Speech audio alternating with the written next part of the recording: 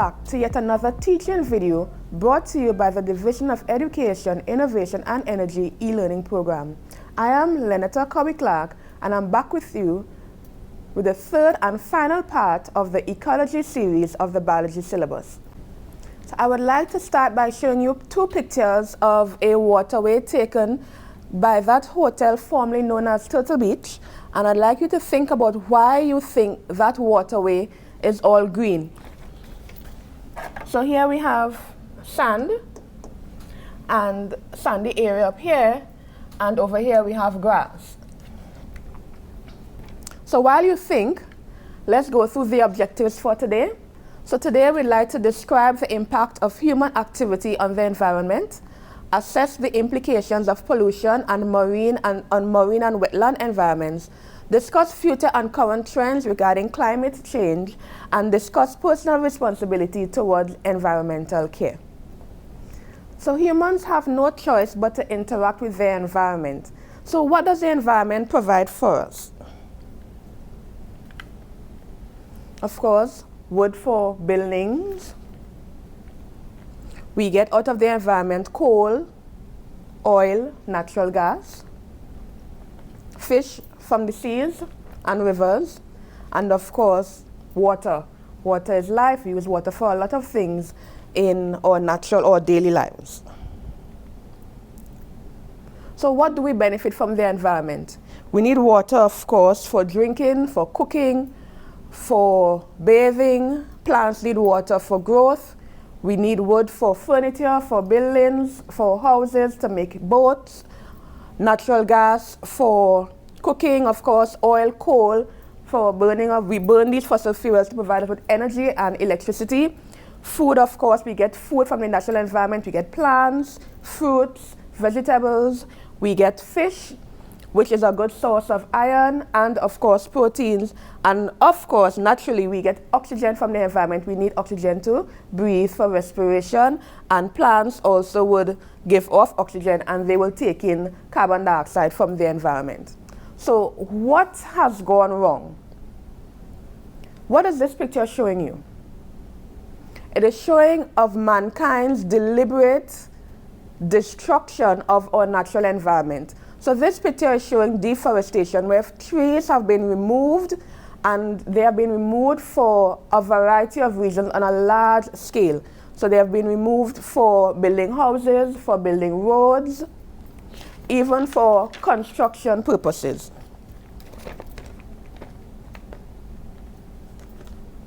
Overfishing. Man has been responsible for removing much more than we really need.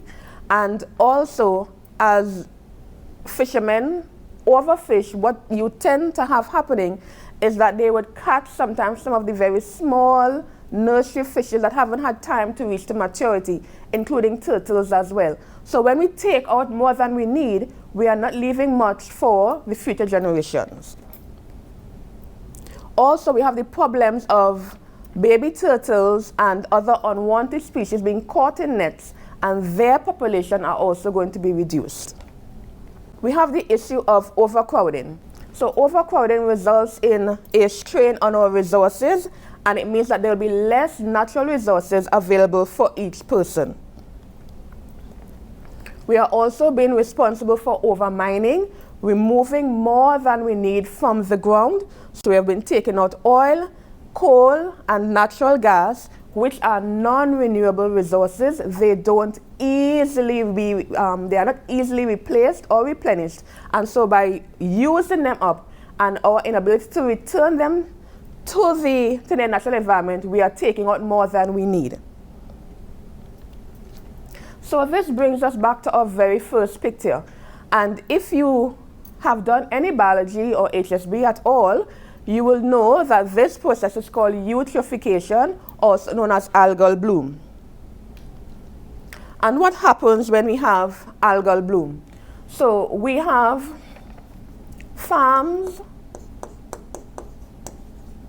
and other industries which produce a lot of waste. Farmers may use fertilizers on their farms, waste from animal produce or animal waste, industrial waste will end up into the ground soil and eventually find their way into our water courses. These waste products have a lot of nutrients in them, particularly nitrogen and potassium and phosphorus. So these nutrients are flushed into our rivers and our lakes by the natural action of rainfall. And what happens, these, in the second step, we have plants and animals which are found in our lakes and our rivers, and of course in the seas. These plants are going to have a field day with all this input of nitrogen and phosphates into the water, so they begin to grow rapidly, and as they grow rapidly, they're going to start using up the oxygen in the water. So what next happens is that the alga or the algae are going to start reproducing in mass and cover the surface of the water, and by doing that they block or prevent the sun rays from getting down into the water. So we already have a case of depleting oxygen stores inside here, and now we have the added problem of less sunlight reaching in because of the alga or algae that is covering the surface of the water. So what starts to happen? These algae will start to die eventually, and as they die, the decomposers are going to do what they do best and break down the algae and the other plants also in the waterway. And by the action of the decomposers, they are also going to be using up more oxygen. So the oxygen content is going to continue to fall. When oxygen content falls in a waterway, you have death of plants and animals, all due to this process of eutrophication. So that is what is happening here. We have algal bloom spreading over the waterway, and eventually we're going to have a situation called anoxia, where we have depleted oxygen supplies in the water, killing plants and animals in that waterway.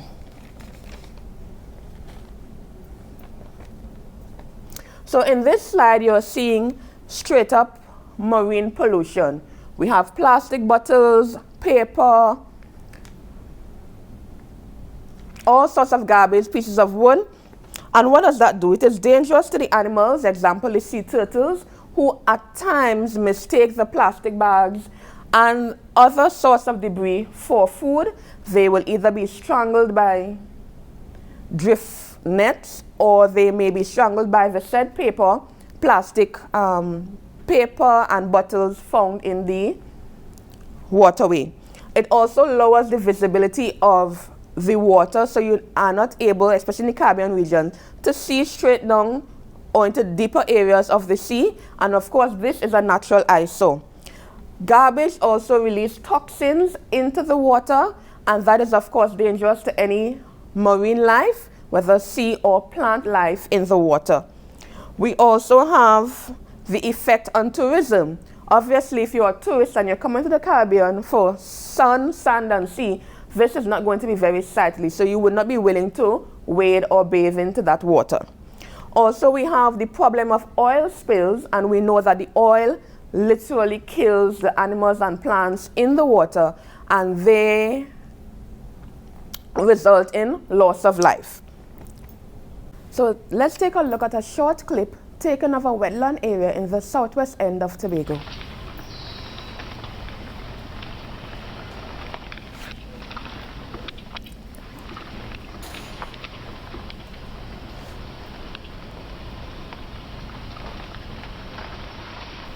This picture does not strictly relate to man's activity on the environment in terms of pollution, but I included it here to show how pollution can affect our tourism product. So we are seeing here, this is a picture taken from Hope Beach, and we are seeing these bits of white. Here are plastic bottles, garbage that has been washed up on the shore along with the sargassum. Now, a lot of debate is out there about what actually causing the excessive sargassum washing up on our beaches, but nevertheless, we have a lot of animals that are being trapped So we have, when these animals, these fishes, birds, crustaceans, as well as the sargassum itself, when they start to decompose and decay, it causes a strong scent, and that is very offensive, and people are not willing to go to the beaches at that time, including the tourists. So this is unsightly, it brings up garbage, fish are trapped, and it affects our tourism product. Burning of fossil fuels, as we do quite a lot in Trinidad and Tobago, because our source of electricity, we have release of carbon dioxide and other greenhouse gases into the atmosphere. We also have these gases affecting the ozone layer. Now, according to the National Geographic, when fossil fuels are burnt, they release carbon dioxide and other greenhouse gases, which in turn trap heat in our atmosphere, making them the primary contributors to global warming and climate change. So a simple explanation for how greenhouse effect occurs. Here we have this area representing Earth, and this band here is our ozone layer. So normally our ozone layer is a band which is a protective layer from the radiation from the sun. So we have some of the sunlight will be reflected. Of course, some will get in, and some will become trapped within the ozone layer. And it protects us on the Earth from excessive sunlight or sun rays. Now, because of the action of aerosols that have CFCs in them, as well as burning of fossil fuels and exhaust from cars, etc., we do have a widening of the hole in the ozone layer. So what results is more radiation, more sun rays passing through the ozone layer and into the Earth. Now, some of that radiation will go back out.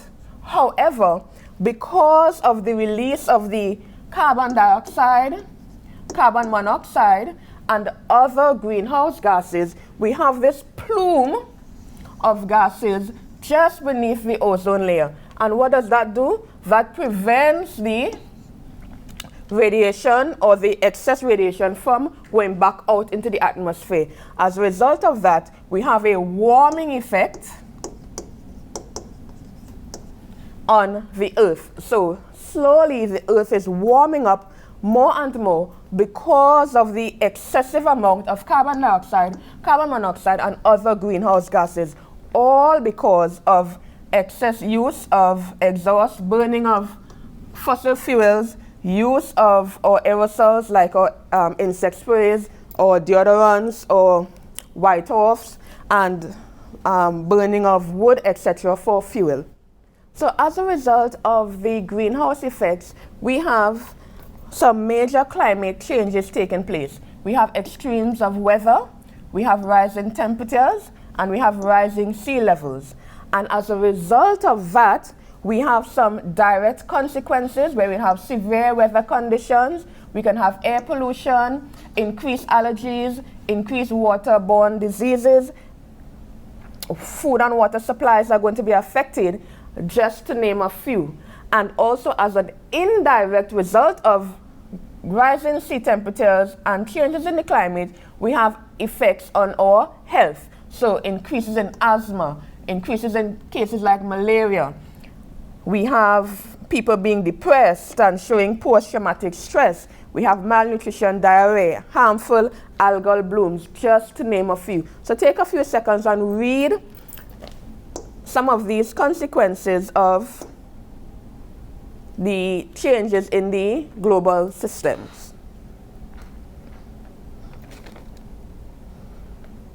So I want to briefly direct you now to talk about cycling or recycling of nutrients in the environment. First up, we want to look at the carbon cycle.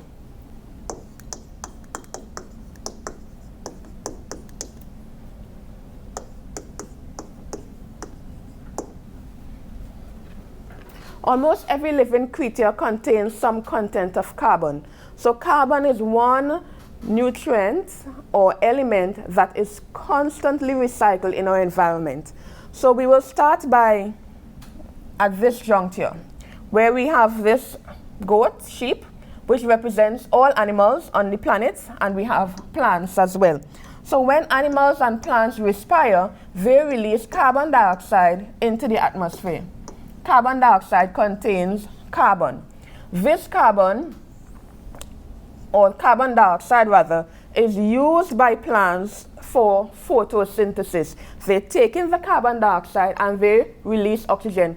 Part of the method that they use, or part of the process of making their own food. Now when this plant dies, the carbon content is going to be released back into the ground or the natural environment, being broken down by decomposers. This is now going to be used up by another plant, which the animal will eat. So we have the carbon product coming from this plant into the animal or into another plant. And then the cycle goes again.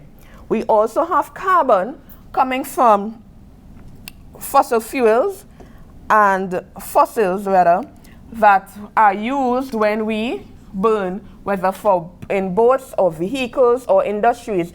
This burning of fossil fuel releases carbon dioxide also into the atmosphere, and the cycle continues again.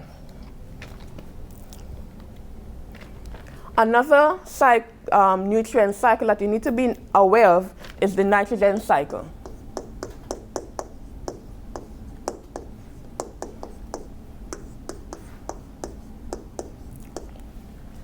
The nitrogen cycle is a little more complex than the carbon cycle. However, you don't need to know a lot of details about it at this CSEC level. But what you need to know is that nitrogen is a very important component of plants' growth. The plants use nitrogen to make chlorophyll, which of course you know is necessary for photosynthesis to take place. So in the atmosphere, we have nitrogen, which makes up a large percentage of one of the gases in the atmosphere. So this nitrogen cannot be used by the plant in that format. The nitrogen must be converted by nitrogen fixing bacteria into ammonium first, and then into nitrites, and then nitrates, which is what the plant can now assimilate. So let's do that over. Nitrogen in the atmosphere first needs to be fixed, converted to nitrates eventually, which will now be taken up by the plant. So the plant uses this nitrate to make food, and when an animal eats that plant, they are also going to be incorporating the nitrogen into its system. So when this animal dies or it defecates, the nitrogen is going to return to the soil, and the process begins all over again. I would also like to point out to you that we have denitrifying bacteria that converts nitrates back into atmospheric nitrogen. So we have discussed some of the things that we have been doing wrong in terms of our environment. So what are we doing about it? Because the environment is suffering mainly by our actions on it or to it.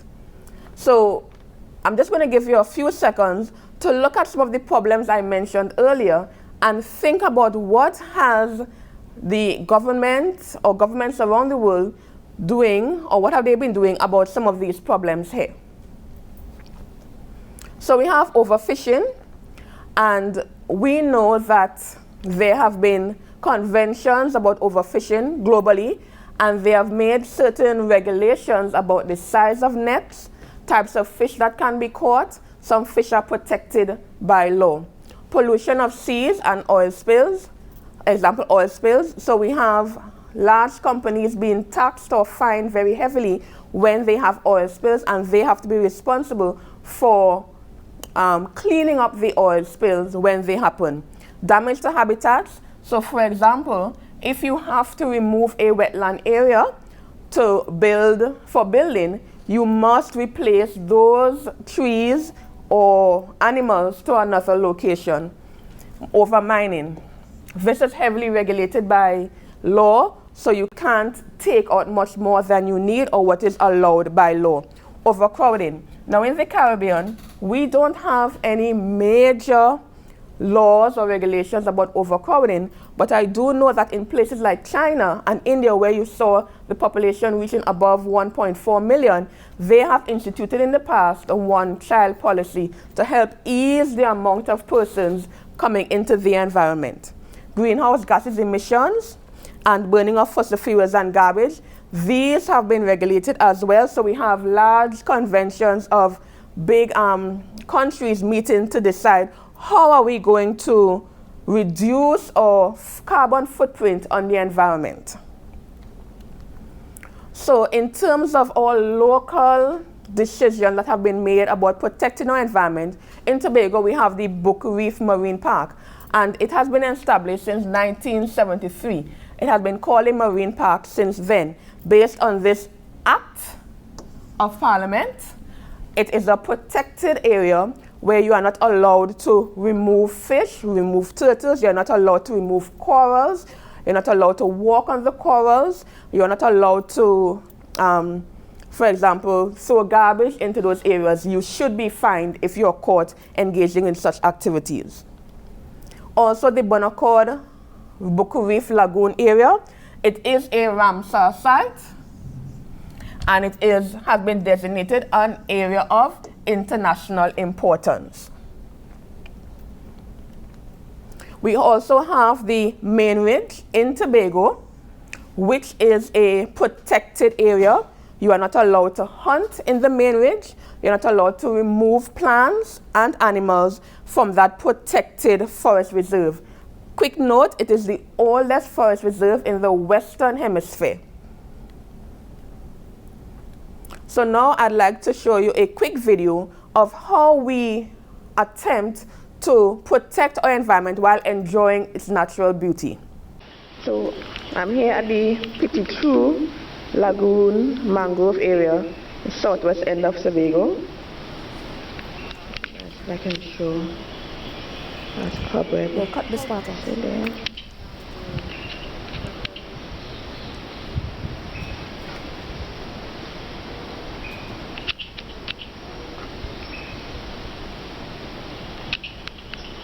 Termiteness.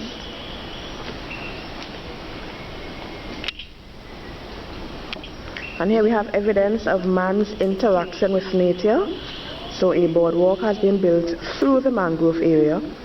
The assumption is made that minimal damage was done to the mangroves in the construction of this boardwalk. So attempts were made to maintain the mangrove area in as its natural environment as possible. We have the canopy. And we can actually hear the birds. And if we're lucky, we may see a snake. So other local protected areas include, in Trinidad and Tobago, include the Caroni River, which we know is a nesting site for our scarlet ibis. And we also have the Matura Forest and Coastline Zone, Na River Swamp and Coastline Zone, just to name a few.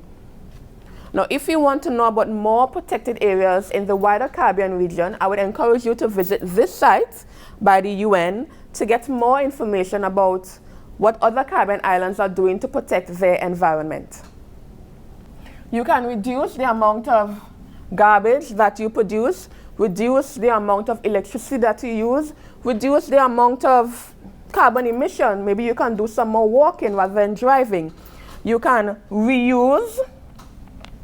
For example, you purchase something in a bottle, instead of throwing it away, you can repurpose that bottle for something else, maybe grow some plants. Recycle. Recycling is something that is quite beneficial for the environment. So recycling is taking something and using it for another purpose rather than which it was intended for. So for example, you can use old tires and make a garden or make a bench. That is recycling. And so there are so many others. Refuse. You can refuse to add litter or pollute the area. You can refuse, for example, to take garbage bags or plastic bags from the supermarkets. So you can walk with your own bags. For example, here is a bag from the Tobago Environment Partnership. It is a decomposable bag, which we use over and over as we go to the supermarkets. Or you can use bags which are recyclable, like this one. So you can refuse to take the plastic bags from the supermarkets and walk with your own bags. This is going to reduce the amount of pollution in the atmosphere. And you can encourage what? Take house or kitchen refuse or waste and use it to make compost. Your kitchen garden is going to like you or be very happy about that. So this is the end of our third and final series of the Ecology series. I thank you for joining, and please stay tuned for other sessions from the Division of Education, Innovation and Energy. Thank you. Stay safe. Be blessed.